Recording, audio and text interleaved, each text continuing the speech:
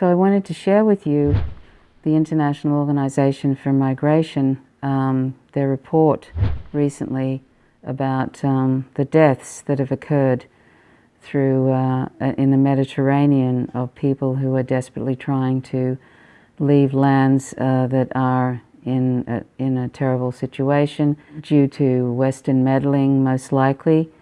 And so I wanted to share with you some of the deaths and what by region. So about 2,297 people died trying to cross the Mediterranean, half the total number registered worldwide. Almost 110 died trying to reach Europe by land routes. At least 564 died in North Africa. More than 393 migrants died trying to cross the border between Mexico and the United States, and you can see an incredible program by the Empire Files, a couple of those, which talk about that dreadful situation where migrants are dying trying to get into the United States. About 77 died on their journey through Central America. About 21 died crossing borders elsewhere in Latin America.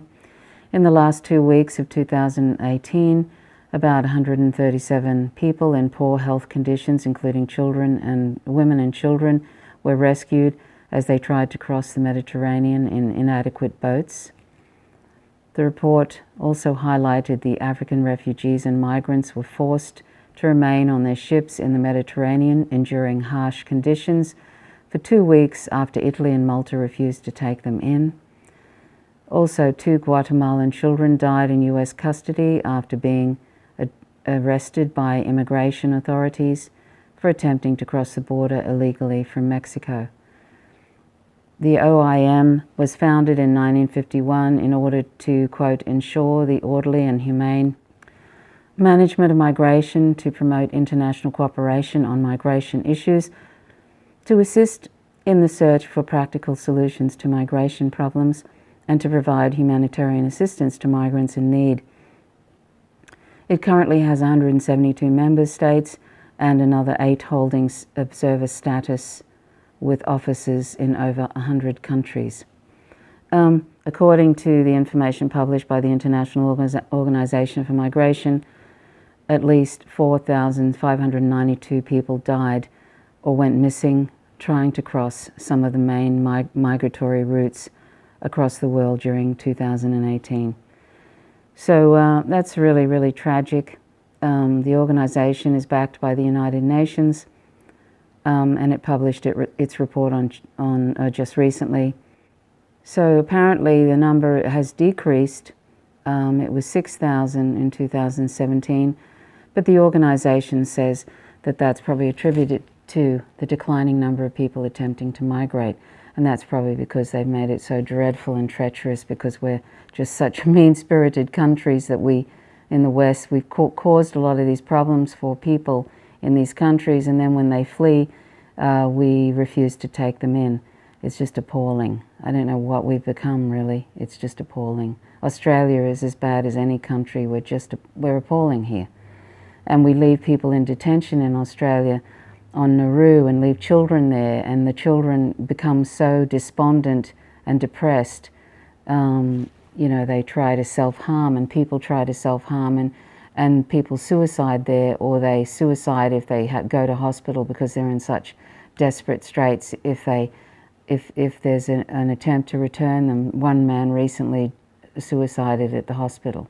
It used to accept refugees, and it was built on multiculturalism, and now we have this kind of cancer of a sort of racism that is that the government actually, and either party, the Labor Party, the 2 major parties, the Labor Party and the Coalition, they both in many ways support this racism with their racist policies.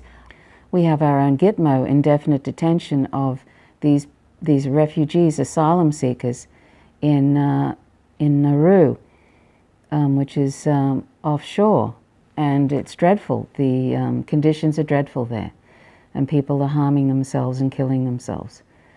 and are psychologically traumatized, and they don't know when they're going to get out. It's just like Gitmo, just like Guantanamo Bay. They don't know when they're going to get out.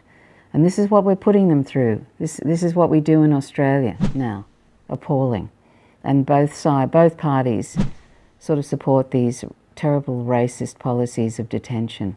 I don't know, it's just appalling, because what this really is, these asylum seekers, it's like we go and we set their house on fire, and then when they all come running out because we've set their house on fire, then we refuse to give them safety, and we just leave them out basically in the cold to fend for themselves. We refuse to give them safety. That's exactly what we're doing to these asylum seekers. So it's appalling, and we should reject any politician, any party that behaves this way.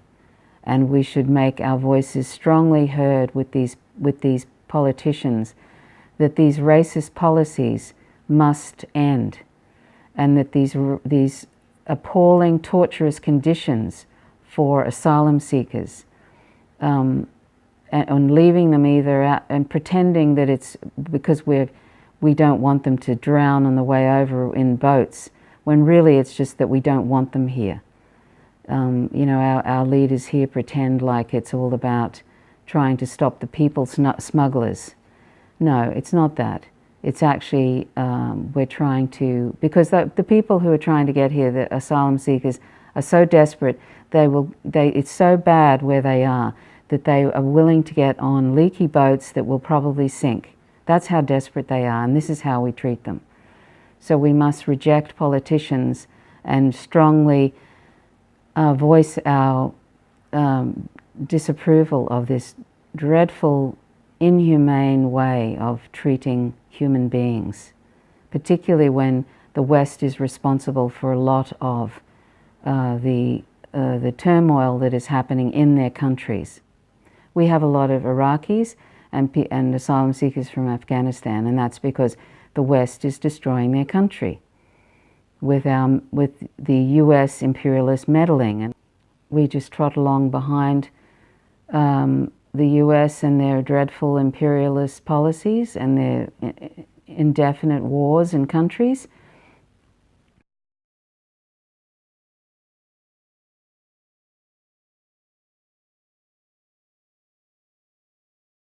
And and our support of these immoral wars that the US continues to create, we then treat the civilians who are trying to flee from those countries, we treat them like trash. So we're going to have to do something about this, because it cannot stand what's happening in Australia in particular. So anyway, I just wanted to share that, because that's something that you don't hear about in the mainstream media. All those poor people who were so desperate to leave, and this is what became of them. They drowned or whatever, or they died in the desert, or something, or they're languishing in dreadful conditions in detention centers. They're the lucky ones, lucky in quotes, the ones that actually make it. And then they're in this torturous situation like Nauru in Australia. So this is appalling, and I'm ashamed to be human I'm ashamed to be Australian because of this. I mean, if this is the way we're going to treat people, other human beings, then we deserve to go extinct and in a hurry. Anyway, that's all I wanted to say, and I want to add, as usual, if you care about nonviolence and justice and you want peace on the planet, a first step to a nonviolent life is to go vegan. So please go vegan. You can check out my vegan resource in podcast form, howtogovegan.org. Okay, so thanks so much for watching. My name is Trish Roberts. You're watching Faint Signals from Vega. Till next time, bye for now.